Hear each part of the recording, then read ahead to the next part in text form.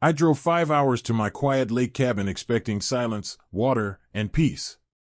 Instead, I found a massive RV park dead center on my land, chairs out, fire pit burning, strangers laughing. An HOA Karen smiled at me and said, "It's community property." She was wrong. Expensively wrong. My family's lake cabin has been part of my life for as long as I can remember. My grandparents bought the land in the early 1960s, long before gated communities, HOAs, or community standards were even a thing out there. Back then, it was just trees, water, and quiet. The cabin sits at the end of a narrow road, tucked away from everything. No streetlights. No noise. Just the sound of water tapping against the dock and loons calling in the evening. It's where I go to unplug, reset, and breathe. I don't live there full time. I visit on long weekends and holidays, but I keep the place maintained.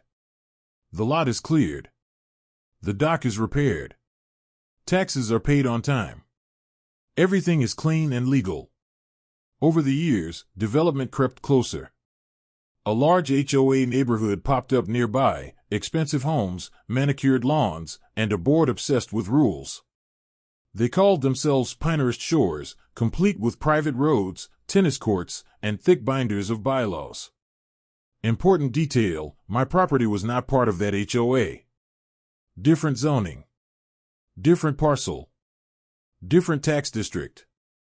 My land existed decades before their HOA paperwork ever did. At first, there was no issue. We coexisted. I stayed quiet.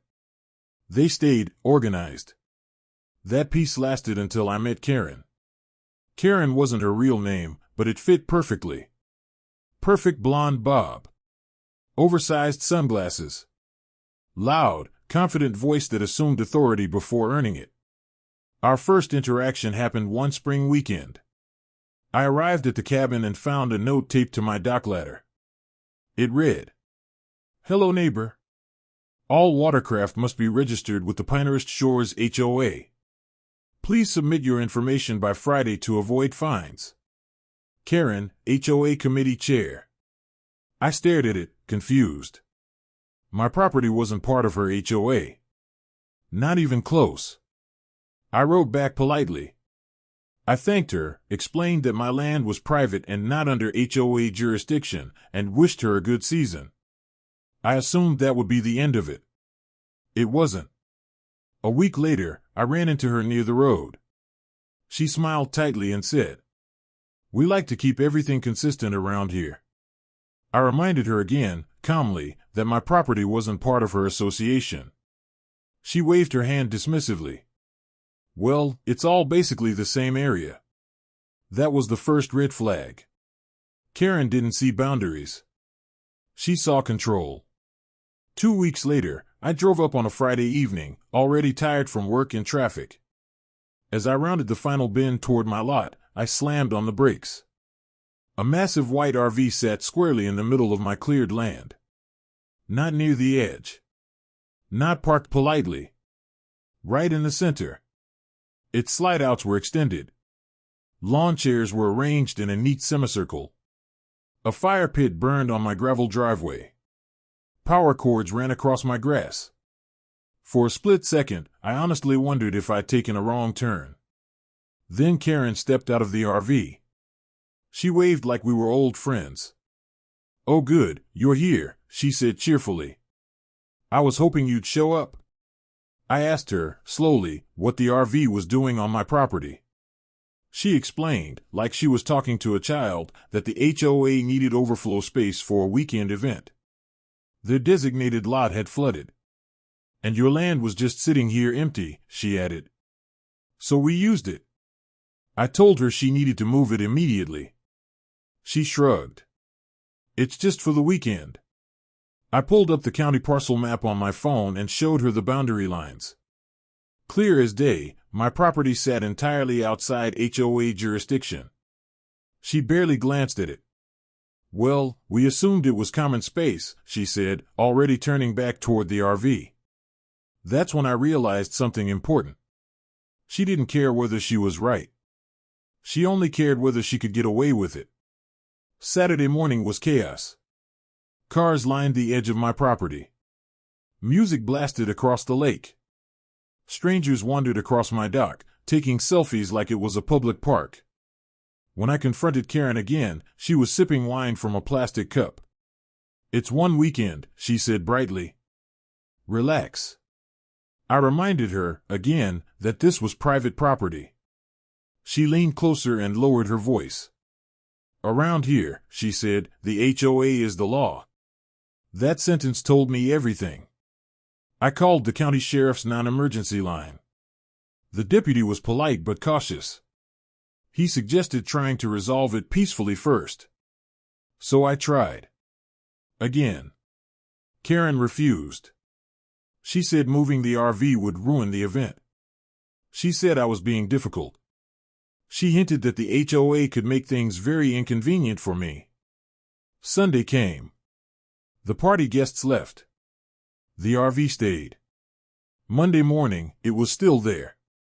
At that point, I stopped arguing and started documenting. Photos. Videos. Timestamps. Karen thought she was untouchable. She was wrong. That Monday night, I sat down with my laptop and did my homework.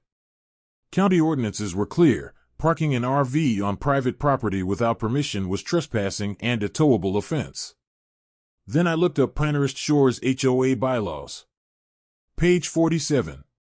Section 12. Subsection B. Any HOA member illegally occupying or storing vehicles on non-HOA property was subject to immediate towing, at the owner's expense, and a fine of up to $5,000. The document was signed at the bottom. By Karen. I actually laughed. She had enforced these rules for years. Now they were about to enforce her. Tuesday morning, I made one phone call. The same deputy returned, reviewed the documentation, and nodded. "You've given plenty of warning," he said. "We'll send a tow." 2 hours later, a massive tow truck rumbled up the road. Karen burst out of the RV screaming. "You can't do this," she yelled. "This is private HOA business." The deputy calmly handed her the paperwork. "Ma'am, you're trespassing. And your own HOA bylaws authorize removal." Her face went bright red. The tow operator hooked up the RV while neighbors watched from a distance. No one stepped in. No one defended her. The RV disappeared down the road. 2 days later, Karen called me. Her voice was completely different. "They charged us $1,800 for the tow," she said. "And the HOA fined us $5,000. You need to tell them to reverse it." I paused. Then I said, calmly, "I warned you. Twice." And I hung up. Word spread fast. Karen stepped down from the HOA board within a month. My lot has stayed empty ever since. Power doesn't come from shouting rules louder than everyone else. It comes from actually owning what you claim. Karen thought authority replaced legality. She learned the hard way that rules cut both ways, and karma keeps receipts. Now, when I sit on my dock at sunset, the lake is quiet again. No RVs. No notes. Just peace.